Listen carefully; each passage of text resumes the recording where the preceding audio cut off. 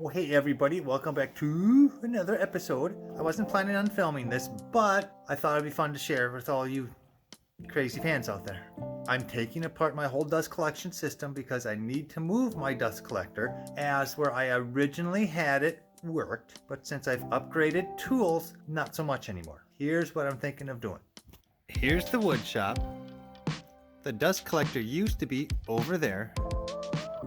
I put them on that side because my latest tools over the last couple years have been the planer. Oh, behind it over here, miter saw, and of course the big table saw. And then down there is my other planer. And all the ports kind of go to this side of my wood shop, not so much that side anymore.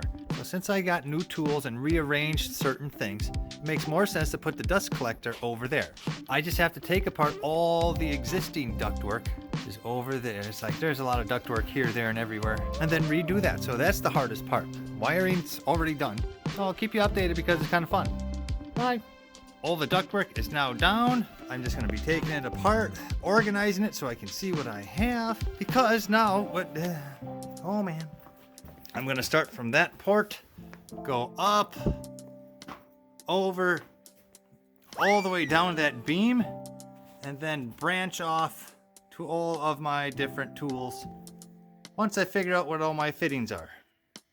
So that's where we're at right now. And you know, I wasn't planning on doing this as a video because I would have kept a little bit more. You know, I'm sorry for the extreme close-ups like a Phil Collins album cover, but you know, I'm the oldest guy on YouTube. Deal with it, okay?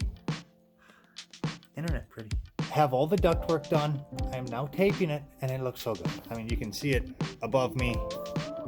Ooh, look over there. It's like everything's taped. I'm using aluminum tape to tape all my joints because I don't have a very big dust collector. I don't think it's big enough for the whole shop effectively. So I have to eliminate air leakage here and there to have maximum suckage.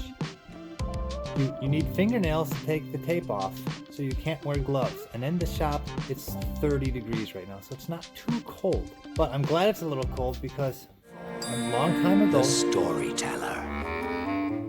my parents owned a plumbing and heating shop. So when I would go on plumbing and heating service calls and repair work and stuff like that, my dad told me whenever you are doing sheet metal, if you're not bleeding, you're not doing it right. And so I expect to get cut every time I do sheet metal. So as I'm putting the tape on the joints, I'm rubbing it down, and I caught a sharp edge, and I looked, and it was a big cut. It's like when you, understand we just got done with Thanksgiving, so we're carving ham and stuff, and that's what was in my mind. It's like, ooh, and I saw this huge cut, and I'm like, oh no! And I grab it, and I look, but it's not bleeding. So I don't know if it wasn't deep, and I just kind of like peeled it orange a little bit, or if it was so cold, because you know, your hands get cold, you're touching steel, and you can't use gloves to peel the tape because you have to get your fingernails on there. So, you know, potters, don't apply to this job, you won't get it. I saw this big cut and it wasn't bleeding. So I panicked a little bit because I saw the big cut, but it wasn't bleeding. So I'm glad it's cold because like I don't think it was bleeding because it's cold. I wanted to warm my hands up, but I'm afraid it was gonna bleed. But right now it's just normal Band-Aid. So I'm thinking I just peeled the orange a little bit too.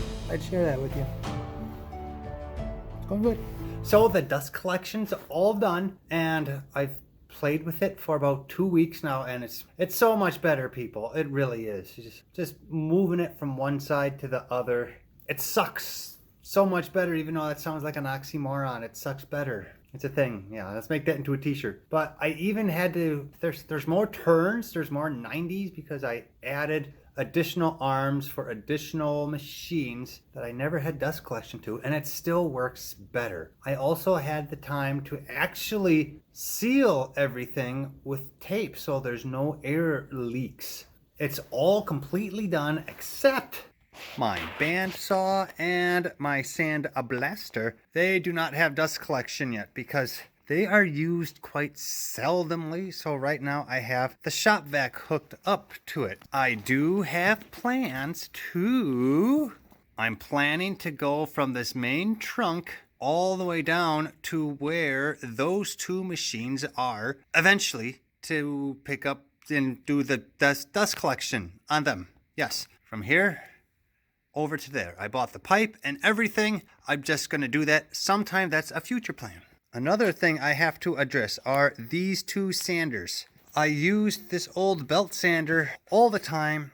The spindle sander, ooh, not too much at all. That's why I didn't hook up a permanent dust collection to that guy. My plan is this hose, I eventually just want to be able to take off and clamp right there. I have a little piece of pipe that will eventually go here, so all I have to do is just plug that into it. I am going to be replacing these old turnkey type dust collection hose tightener guys with some handheld ones. They're not in yet. So that's another thing I have to address. Other than that, everything has dust collection to it and it works really well. So this little video, I guess, the moral of the story is, if you value your health, take time to make your wood shop breathable, because you need to breathe. That's kind of important. A little bit of dust here and there, it doesn't hurt, but I'm sure I'm going to be doing this the rest of my life, and I don't want it. I like my lungs. Let's keep them. So, in conclusion, do what you have to do because your health is top priority. And dust collection in an enclosed space is kind of paramount to your health. If not, I don't know how long you're going to be doing the whole woodworking thing. So anyways, little part of the wood shop that I decided to share with everybody because it's kind of cool. Not too many people have a wood shop in a barn, and it has nice dust collection to everything. Oh, it's so nice. So thanks for watching, everybody. Hope you enjoyed it. Maybe if you're trying to do dust collection in your shop that you learned a little bit. If you need any tips or ideas, let me know, because I know some things and I can share what I know because well, why not? We're on YouTube. We're all here together. So thanks for watching, everybody. We'll see you next time. Bye.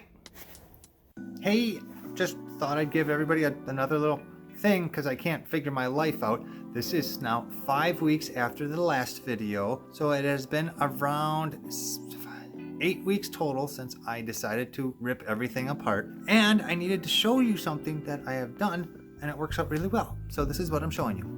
In my dust collection system, every so often I put in little access ports or blast gates. I have one there. In the table saw, I have one there. I'll eventually put one there, but right now it's just an end cap. And I put those in so in case there is a blockage somewhere, I can easily access that plug and then take it apart without completely damaging my dust collection system. And the cool thing about that is I use them. I just used it a couple of days ago because I was putting some boards in the wrong way in my planer, and I did that on purpose because there's no other way around it. So if you look down here, since I put the board through the wrong way, instead of having nice little chips, I had like 18-inch long chips, and none of that went through. It got plugged up every time, and I'm like, well, I have to get it done. So I thought I plugged up the whole system, but then when I used those access points, opened those blast gates, it wasn't plugged. It was only plugged in the machine.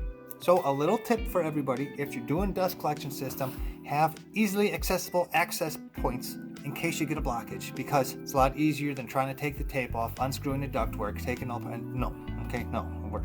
So another little tip. Thanks for watching.